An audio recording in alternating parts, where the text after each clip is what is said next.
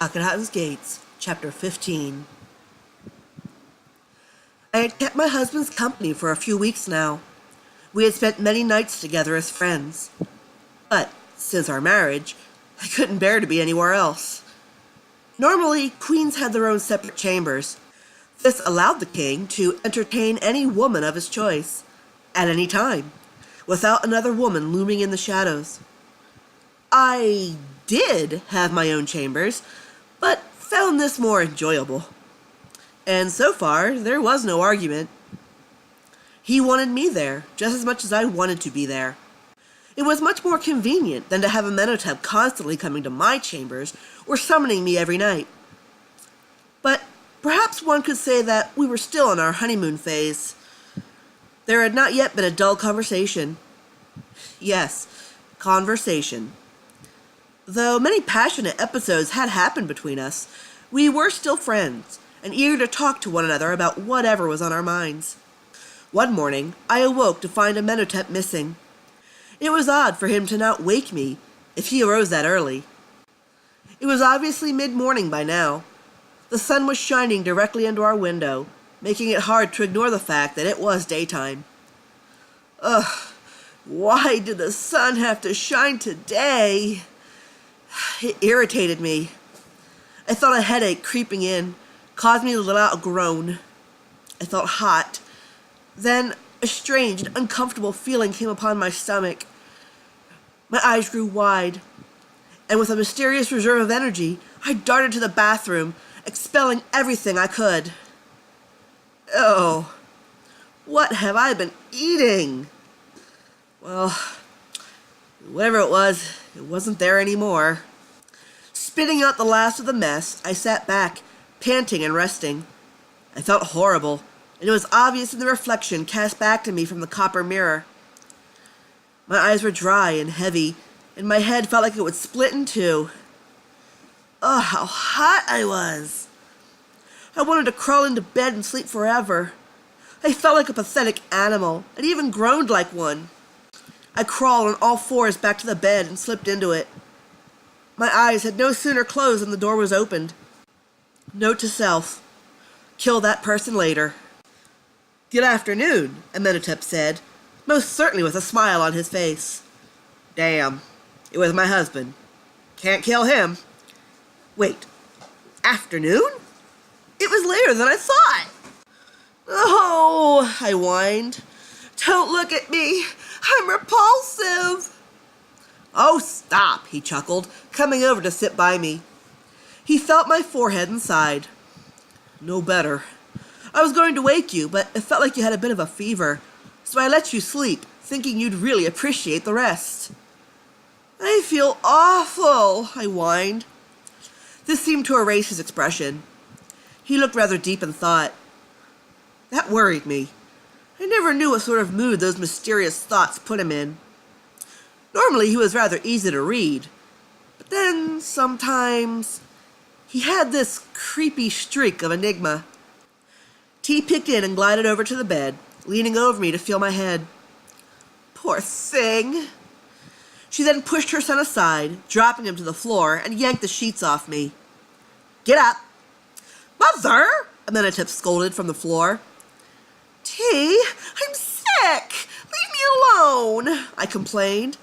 Get up. I have something for you. Hurry, hurry. I groaned as I sat up. What? She then held out a small dish with a seed on it. What's this? Urinate on this. Double take. What? Urinate on this. Go into the bathroom and urinate on this, and set it aside. Mother, be a little sensitive, Amenhotep pleaded, still on the floor. Sensitive? I'll drag her by her hair like a barbarian if I choose. Can it wait? Yes, but I can't, she replied simply. Nefertiti, go to it, girl. Oh, my mother-in-law is so mean to me, I whined, taking the dish and wobbling back to the bathroom. Jeez, she was so bossy. pushy and troublesome. What sort of joke was this? Was this some sort of initiation or something? Mother, is this necessary? Amenhotep asked. We can call the physician. Physician? Pah! T argued. That old coot is worthless. Leave it to me. She came into the bathroom while I was trying to, well, do. Tay, can I have a little privacy? Mother! Amenhotep scolded again. After completing this queer chore, I returned to the sanctuary of my bed. T handed me a bowl of some sort of liquid, a juice of some sort. This is good for that fever. It's not crocodile piss, is it? I asked. At this point, I wouldn't put it past her. Nefertiti! Man, Amenhotep was getting so embarrassed and agitated and just all downright ornery. The nerve of him to feel like that. I'm the one that had to squat over a seed. Of course not, dear, T smiled. So in that case, I began to drink of the liquid given to me. Hippo piss is much easier to get. And to that, I spit it out, causing her to let out a roar of laughter, and even more so, because I had spit it out all on Amenhotep. Mother! I'm kidding, she cackled. It's honey milk. It's honey, milk, and water. Oh my, that was absolutely priceless. Yeah, he muttered, drying himself off. A real belly buster. I would suggest a light diet until your stomach settles, T said with a confident nod. And just when did little Miss Rags to Riches study medicine? I accused warily. Just trust me. Mama always knows best. I spent several days in bed. What made it tolerable was the subsiding headache. I was able to move to solid foods later in the days. Ugh, how miserable I was still. They were lonely days, too, as I was not the only one with ailments. Amenhotep III also spent whole days in bed, unable to get past his severe toothaches. Poor man. This left Queen T as head of state, and Amenhotep IV was left as acting king, training in the arts of politics. He would often sit by me when he could get away, and he'd tell me of his day. It seemed the gist of his stories were mediocre at best. I'm not sure about my capabilities to keep on, he sighed. Don't give up, Amenhotep, I encouraged. Foreign affairs are just so complicated. But perhaps it is because nobody truly recognizes me as Egypt's authority. If not for my mother, the point would be so moot. She is very popular among the other countries and dignitaries, holding a lot of their respects. I envy her, really. You'll learn, and it'll get easier for you. But how are things otherwise? Just dull. Being king actually means working. Well, duh, I laughed. It can't be easy all the time. You just have to prove yourself.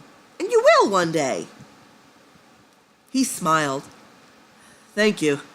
I really needed the vote of confidence.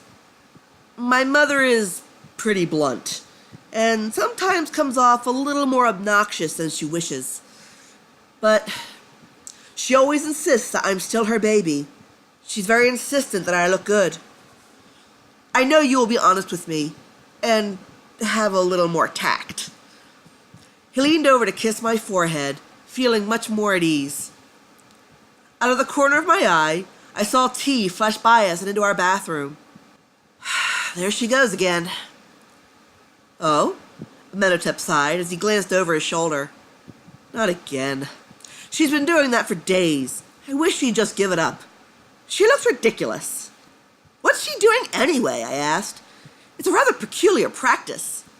I wasn't even able to get any sort of logical answer from him as a loud bellow sounded from the bathroom. Yeah, yippee! It scared the living shit out of us. What sort of crazy banshee shit is that? Huh? Banshee? He asked in a high voice. All right. I knew what he was thinking in that moment. I could see it in his eyes. His mother was making voodoo noises and his wife was talking crazy. What a hand he had been dealt. He got to his feet as T bounded in. Is everything all right, Mother? It grew, she squeaked. It grew. She held up the dish with the pea seed. And sure enough, the seed had taken sprout. Now, T had been in and out of that bathroom religiously investigating that seed. Lucky for the seed, I muttered. Lucky for me too, she smiled proudly. I'm gonna have a grandbaby. Are you serious? Another tip gasped. What? From me. You're pregnant, she cheered. Did the mystical seed god tell you that, T? I asked. If you are not, the seed would not have sprouted, she explained. This proves my suspicion, and it answers my prayers. Pregnant? Are you sure? The gods are smiling down on this scraggly old woman, T swooned. A perfect match. My dear boy, you've chosen well. She is quite fertile. Matched with your virility, I shall have many grandchildren. She poked at his tummy. You make your mama proud. He seemed rather lost for a moment, processing all this wild information. A baby. A baby. He then grew a big smile, rushing over to nearly crush me in an embrace. We're having a baby! He kissed me frantically. I reached up and caught his puckering face slapped between my hands, holding him away. I'm not dying? That's a relief. But what's this we stuff? We got pregnant, but I'm having a baby. Unless you'd rather switch places. I'm afraid there are just some sacrifices that even I cannot make for you, he replied. No man is woman enough to give birth, T remarked. Welcome, Nefertiti, to the first step of motherhood.